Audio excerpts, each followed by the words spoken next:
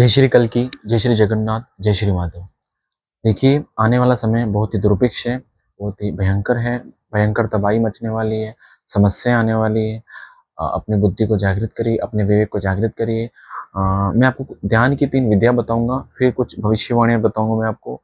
ध्यान की पहली विधि है विपश्यना, जिसमें आपको जिस भी अवस्था में आपको बैठना है, सावधान, विश्राम, लेटे हुए, खड़े हुए, जिस जहाँ पर भी आपको लगे आप कंफर्टेबल हो, आप अच्छी स्थिति में हो, आप बैठ जाइए, हो जाइए खड़े।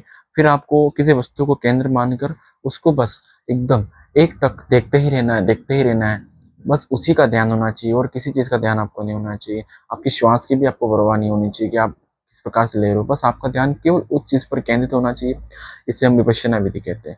दूसरी विधि है जिसमें आपको ध्यान की दूसरी अवस्था में आपको जिस प्रकार से बैठना है बैठ जाइए, लेट जाइए, जो भी आपको ठीक लगता है, अनुचित लगता है, जहाँ पर भी आप कंफर्टेबल फील करते हैं। फिर आप अपनी श्वास पर ध्यान केंद्रित करिए, आंखें बंद कर लीजिए, श्वास पर ध्यान केंद्रित करिए। फिर आप नेचुरल प्राकृतिक श्वास लीजिए, जैसे कि ऐसे।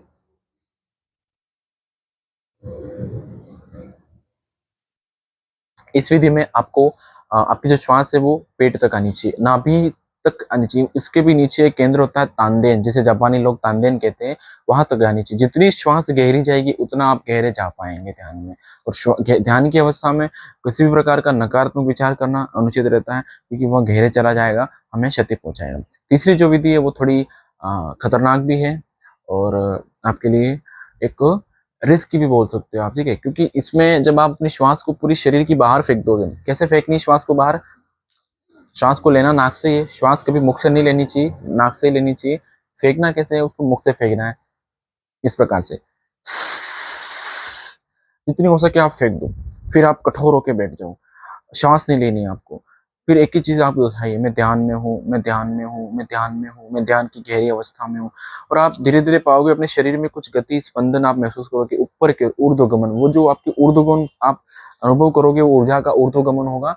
और वो जो ऊर्ध्वगमन होगा, जिससे आप अपने भीतर ऊर्जा की ऊर्ध्वगमन की ऊर्जा को महसूस कर पाएंगे, और आपकी जो शक्ति है, ऊर्जा है, वो ऊपर चढ़ती हुई आपको अनुभव होगी और वो सत्य होगा। तो ये कुछ सेकंड में आप कर सकते हो। धीरे धीरे आप उस समय को बढ़ा सकते हो, क्योंकि श्वास को बाहर फेंकना और निश्वास होकर रहना आसान सरल नहीं रहता है। और कितना भी प्रयास करें हम, संपूर्ण श्वास को तो बाहर नहीं फेंक पाते हैं, पर जो हमारी पेट की श्वास है उसको खाली कर देना पूरा। और जितना हो सके आप भोजन ना करें, खाली पेट करें, इसको ज्यादा बेटर रहेगा। किसी प्रकार का जल का, किसी का सेवन ना करें, एकदम खाली पेट अगर इसको आप करते हैं तो ज्यादा अच्छा रहेगा। अब मैं कुछ भविष्यवाणी आपको बताना चाहूंगा। उसके पहले मैं आपको कुछ कह दूं कि जो भी मैं बताने वाला हूँ, जो भी मैं बोलूंगा, वो आपको पढ़ने को मिल जाएगा। लेकिन उसके लिए मतलब कि हाँ, ये डराने के लिए नहीं है आपको, ये आपको भयभीत करने के लिए नहीं है। इसका उद्देश्य केवल इतना ही है कि आप जागरूक हो जाएं, आप सजग हो जाएं, आप भगवत कर्म की ओर चले जाएं। श्रीमद् भागवत महापुराण का पाठ करिए, त्रिसंध्या का पालन करिए, सत्य, दया, क्षमा, प्रेम और शांति, इन 5 रत्नों को धारण करिए और अपने कल्याण के बारे में सोचिए।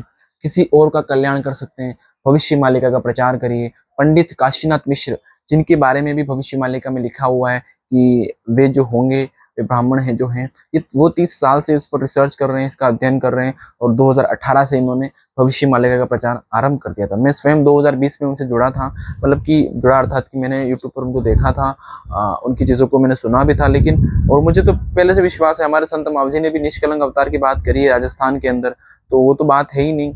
तो प्रभु तो जानते ही हैं हम कैसा अवतार होना है। लेकिन उन्होंने जो कहा कि जो कलयुग की आयु है वो 4,32,000 साल से 4,27,000 साल घट चुकी है, क्योंकि कलयुग में इतना पाप बढ़ चुका है। और उस पर मैं वीडियो बना चुका हूँ, यूट्यूब पर भी मिल जाएगा, श्री कल्कि अवतार आप लिखेंगे तो आपको श्री कल्कि अवतार लिखेंगे, आपको चैनल मिल जाएगा। और यहाँ पर भी मैं मेरे ग्रुप्स वगैरह में भी डालता रहता हूँ, तो उस प्रकार से उस पर भी मैंने बात करी। और पीडीएफ भी मिल जाएगी, आपको पढ़ना हो तो लिंक भी अवेलेबल हो जाएगी। मेरा नंबर भी लिख दूंगा, आप उससे कांटेक्ट कर सकते हैं। तो जितना हो सके आप जुड़िए। और पुनः मैं अभी 2024 के अंदर पुनः प्रभु की प्रेरणा से मान लीजिए कि मुझे इन चीज़ों का एक मेरा संपर्क होता है एक मित्र के माध्यम से, और मैंने सब जाना, तो फिर मैं अपने आप को रोक नहीं पाया। जो मेरे अंदर की जो ऊर्जा है वो मुझे रोक नहीं रही थी, कि मुझे कह रही थी कि आगे बढ़ो, यहाँ रुकने का समय नहीं, बहुत रुक लिए, बहुत ठहर लिए। 2020 में मैं ठहर गया था, वापस 2024 में आके मैंने उन चीज़ों को वापस देखा कि फिर मुझे लगा कि इन चीज़ों की तरफ जाना चाहिए, क्योंकि चीज़ें सही हैं, ये कुछ बताने के लिए हैं। ये बहुत कुछ भविष्य के बारे में आपको इंडिकेट कर रही है।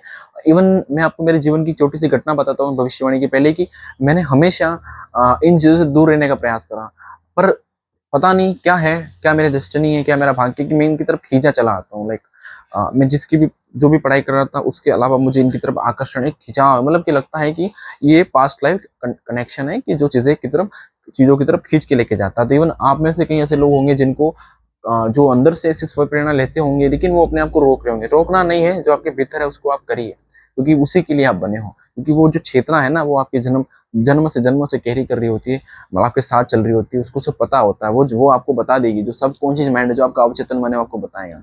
तो कुछ भविष्यवाणी यहाँ पर है, जैसे कि पाकिस्तान समेत 13 मुस्लिम देश और चीन ये भारत पर हमला करेंगे, और ये एक क्षेत्रीय युद्ध होते होते सभी देशों की सहभागिता से एक महा भीषण भयंकर युद्ध में परिवर्तित हो जाएगा, ऐसी भविष्यवाणी हो चुकी है। और तीसरा विश्व युद्ध 2025 से ही आरंभ होगा, इसकी भविष्यवाणी भी हो चुकी है। और इसको कोई सामान्य बात मत मानिएगा। और ये विश्वव्यापी भूकंप आने की भी बात कही गई है। जैसे बड़ी से बड़ी इमारतें जमींदोज हो जाएंगी, ढह जाएंगी, उनका मतलब जो अस्तित्व है वो खत्म हो जाएगा, और पृथ्वी का जो कायाकल्प है वो पूरी तरह परिवर्तित हो जाएगा।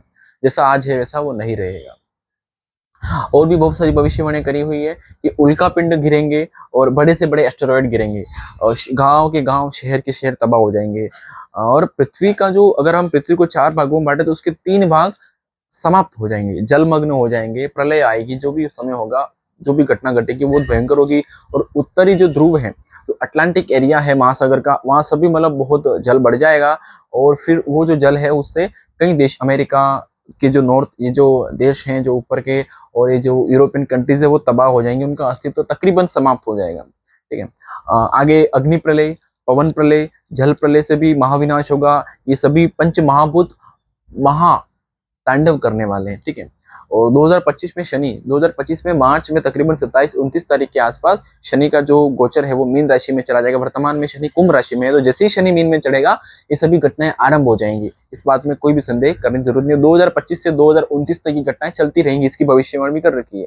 जबकि भारत एक देवभूमि है, यहाँ पर कोई भी घटना आसानी से नहीं करती। आप विश्व के बारे में सर्च करिए, आपको पता लगेगा कि भूकंप आ रहा है, तबाही हो रही है, बाढ़ आ रही है, वो हो रहा है, वो सब आपको देखने को मिलेगा सामान्य रूप में, क्योंकि वो सामान्य भूमि है। ठीक है। वहाँ पे सब भोग है, यहाँ पर योग है, यहाँ पर ध्यान है, यहाँ पे ऋषियों ने जन्म लिया, तपस्वियों ने जन्म लिया। देवभूमि, ईश्वर स्वयं यहाँ पर वास किया करते थे, देवता यहाँ पर आवागमन किया करते थे।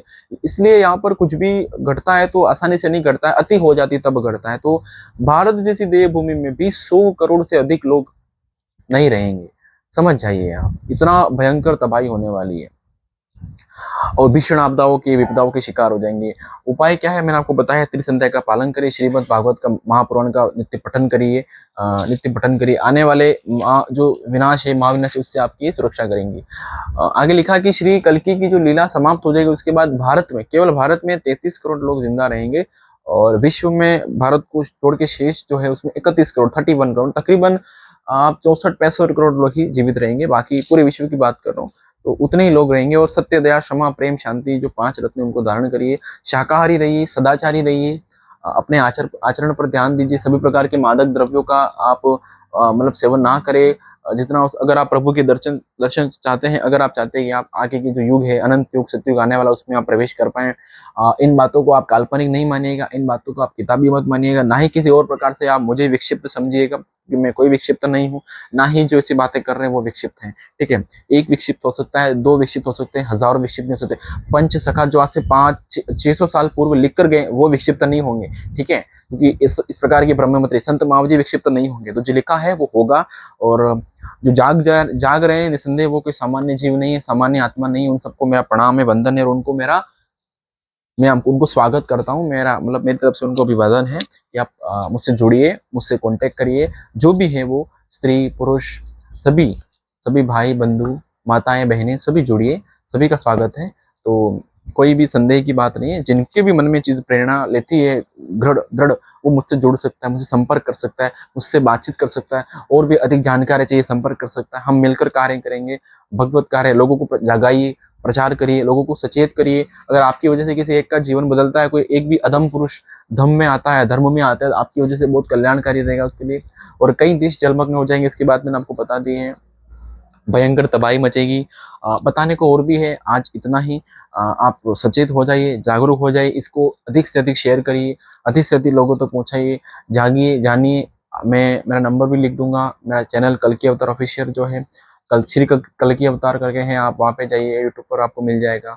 ग्रुप्स बने हुए हैं, आप कांटेक्ट कर सकते हैं। आपको जानकारी चाहिए, आप जानिए, जुड़िए, निस्संदेह जानिए। पंडित काशीनाथ मिश्र जी को सुनिए यूट्यूब पर जाके। मालिका वचन चैनल है, मेरा चैनल है, सभी चैनल है, सभी चीज़ें हैं। हम लोगों से आप जुड़ सकते हैं। आपको कोई समस्या है, आप समाधान मांग सकते हैं, आप बातचीत कर सकते हैं। आपके भ्रम दूर किए जाएंगे, आपके संदेहों को दूर किया जाएगा। निस्संदेह में मत रहिए, भ्रम में मत रहिए।